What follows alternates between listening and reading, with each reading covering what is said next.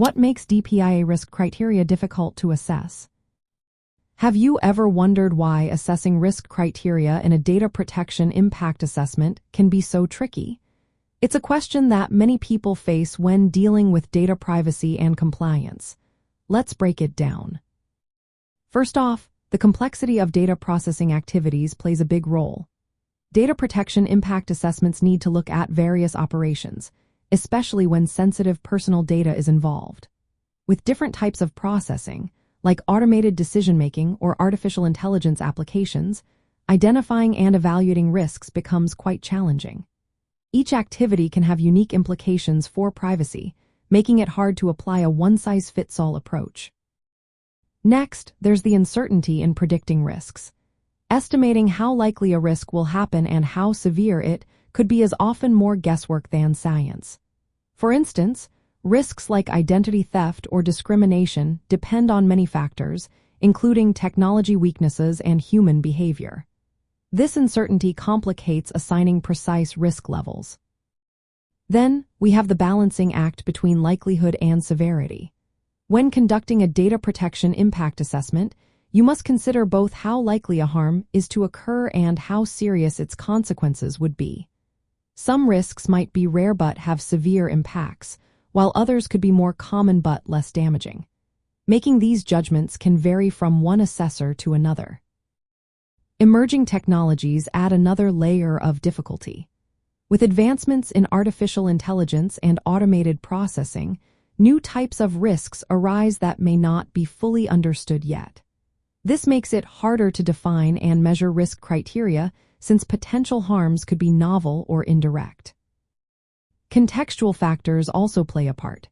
The environment where data processing happens, including the purpose and safeguards in place, affects risk levels.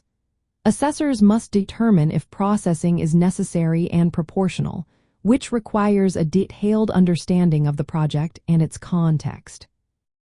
Another challenge is distinguishing between initial risks and residual risks after mitigation measures are applied. Evaluating how effective safeguards are and how much risk remains requires expertise and sometimes assumptions, adding to the complexity. Legal and regulatory ambiguities further complicate matters.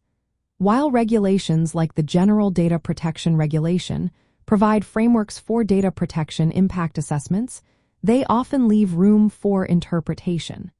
This can lead to inconsistent assessments and uncertainty in defining what constitutes high risk. Lastly, incorporating perspectives from various stakeholders can influence risk evaluation.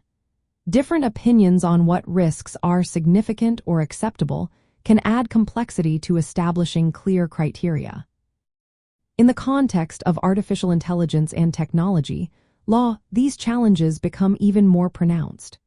When conducting data protection impact assessments for AI systems, assessors must evaluate risks like bias, discrimination, and loss of transparency.